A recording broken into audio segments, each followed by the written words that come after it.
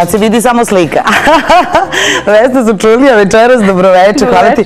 Ovo je nekako dug dan za tebe, s obzirom da smo u podne beležili ovu atmosferu. I da sam ja jutros ustala od uzbuđenja dosta rano. I sad si uzbuđena i dalje taj adrenalin postoji. Ali je lepo, jel da? Evo sad ti nekako posmatraš iz ovog ugla zabeleženo kameru, kažeš pa baš je bilo lepo. Jako je bilo lepo. I posle su me zvali ljudi da mi kažu da je bila tako jedna pozitivna atmosfera i pozitivna energija. Sigurno smo i mi koji smo govorili to preneli, ali su i ljudi došli onako oduševljeni jer se nešto tako novo kod mene desilo. I mnogo je lepo bilo i baš je bila gužva. Ti si nekako, tvoje delovanje profesionalno nekako potvrđuje ono o čemu mi često govorimo, da kada umetnik ima jedan talent, da se on obično ne zadrži na jednom. S obzirom da evo sad počeli smo sa tvojom koleginicom koja je kompozitor i koja je takođe pedagog. Ti si zapravo pijanista, odnosno predaješ muzičko, je li tako? Klavir. Klavir predaješ u muzičkoj školi, Vatroslav Lisinski. Znači prenosiš znanje. Pa tu onda ima i pisanja, ali ti si sad otišla jedan potpuno drugačiji pravec, ne u onom profesionalnom pisanju. Mislim, kada to kažem, ne pišeš o muzicima, da verovatno je muzika negde protkana sve vreme i kroz ove stranice.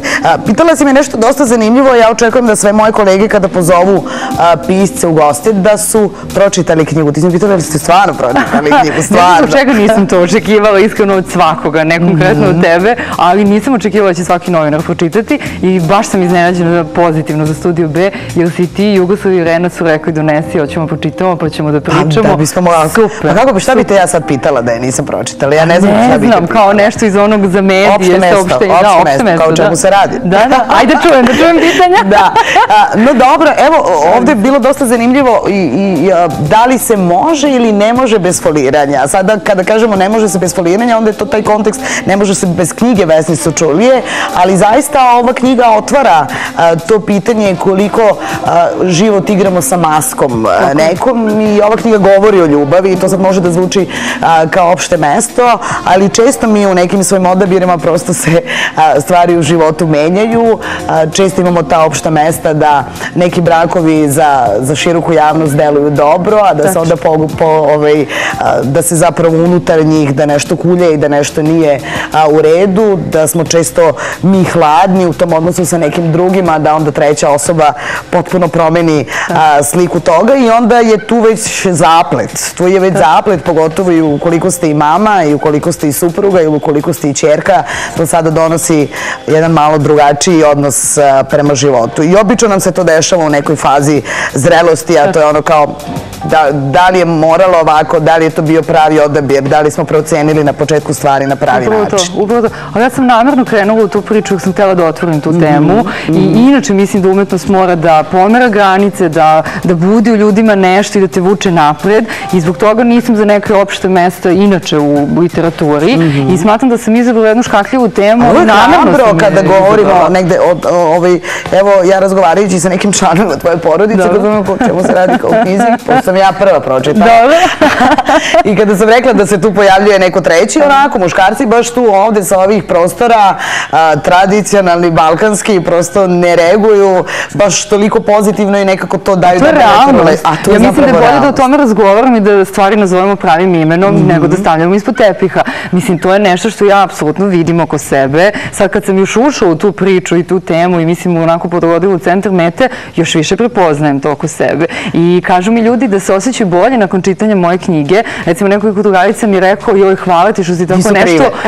Ne za njih, nego za njihove mame ili tate. Kao, joj, mi to gledamo već 20 godina, a niko to ne zove pravim imenom, a mi nalazimo mailove, SMS-ove i čuda. Ajde, konačno sad se osjećamo dobro da znamo da nismo usamljeni. Nije jedan slučaj. Postoji jedan film koji sam ja pogledala i koji se bavi različitim segmentima života, koji bi možda ovde, njegov naslov, ne toliko i tema, da i tema, koji se zove Imitacija života. To je film 70-ih koji je nastao i zapravo govori o nekim rasnim problemima, ali negde bi ovde mogli da ovo da stavimo u kontekst imitacije života. Zapravo da mi imamo jednu predstavu koju igramo pred tim nekim svojim bližim okruženjima, da zapravo nekako ono što smo mi kao neka bića, čuvamo za sebe. Čuvamo za sebe i proživljamo neke paralelne priče. Jeste, upravo se to dešava u mojoj glavnoj junakinji. Ona prosto s polja deluje potpuno srećno, zadovoljno, ima svoju ćerku, ima svog muža, oni kuvaju zajedno nedeljni ručak, idu u goste, idu kod prijatelja, a u stvari potpuno nesrećna i onda u tome svemu upravo se dešava da se pojavi neko novo. I ja namjerno nisam je ni osudila, ali niti odbranila. Ja sam pokušala, baš pošto je u prvom licu jednine knjiga pisana, da kažem kako mislim da se ona osjeća. I čini mi se da sam pogodila. Mislim, vidjet ćemo po reakciji gledalaca, ali nisam, kažem, htjela ni da je osudim, niti da je odobrim, prosto nazovem samo kako jeste.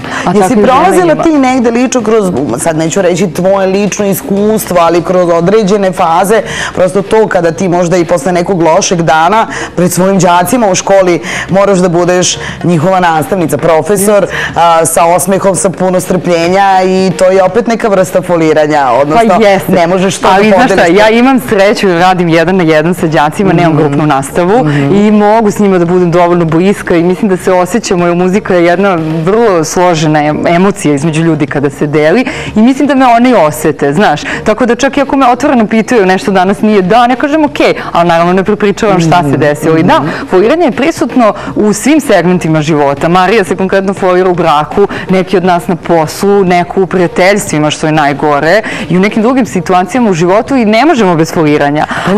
Ja sada razmišljam, upravo dok razgovaram sa tom, ja sam večeras dobro raspoložena. Dešava se da to i ne bude tako, ali onoga trenutka kada se uključe kamere, ja prosto tu lošu energiju ne mogu da delim ni sa gostima, a ni sa gledalcima, tako da je to očigledno neizostavni deo ove profesije. Ali ja sam za to da to ostavimo za posao, što mora, jel tako? Ali nisam za to da se foliramo pred partnerima, nisam za to da se foliramo pred bliskim prijateljima, a upravo to ljudi jako često rade. Šta nas tera na to? Jesi se pozabavila time, ako govorimo o tim nekim, često ćemo čuti te odgovore, nećemo, ako već prosto ukampiraš da to više nije dobro, da bračna zajednica više nije dobro, onda ćemo često čuti odgovore, neću zbog dece, to da prekidam, a bit ćeš jedna nezadovoljna mama koja zapravo... Ma to je strašno, svaki psiholog, svaki psihijatar bi rekao to je potpuno pogrešna logika. Šta nas zatvara u tom krugu? Ja mislim da je to neka ljubav koja je bazična i mislim da kad ta ljubav potpuno iščezne da ljudi onda se odvajaju,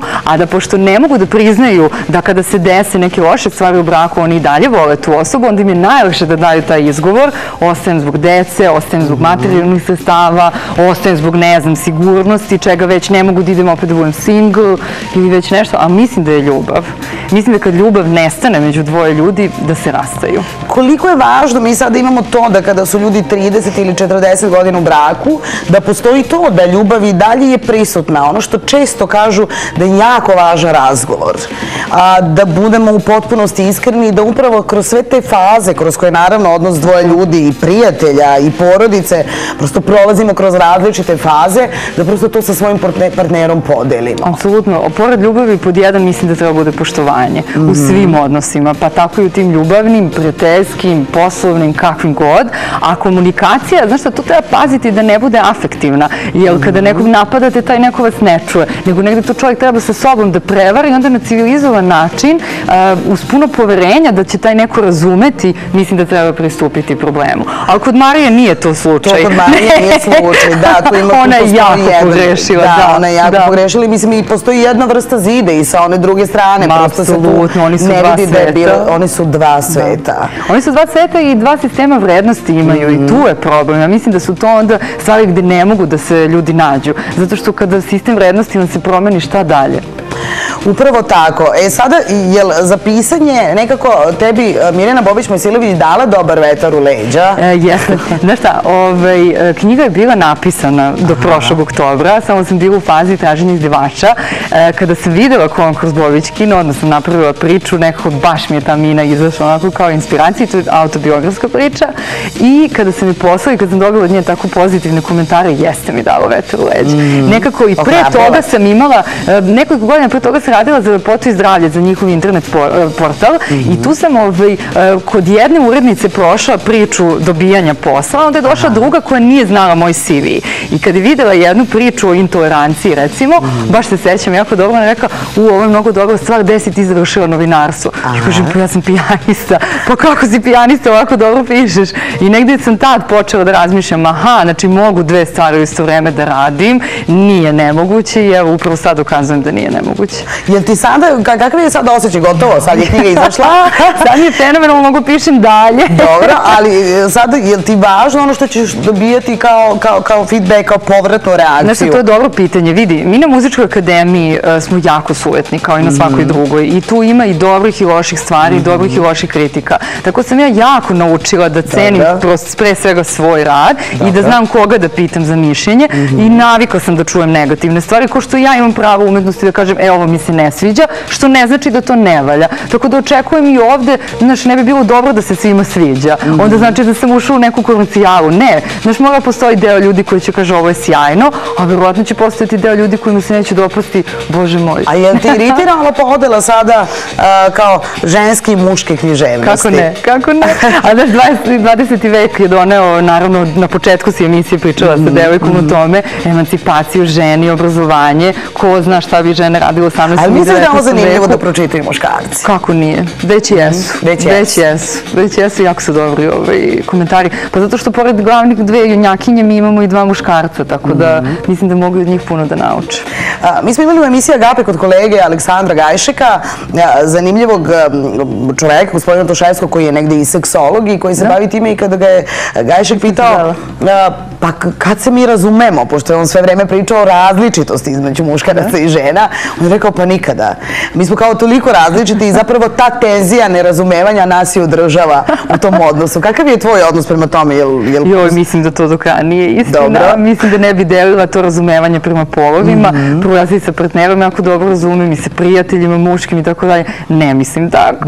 Kao što dve žene vrlo znaš i sama koliko često mogu da se ne razumeju ili dva muškarca, ne bih to delila po polovima. Dobro, to si lepo rekla, važno da imaš stav prema tome. Vesna Sačulija u knjižarama, jel da? Kako prosvetinim, tako? U prosvetinim sad je krenulo polako povuku i Delfi, povuku i Vulkan i Derata biće svugde, ja mislim. Na sajmu. Mislim da ćemo se...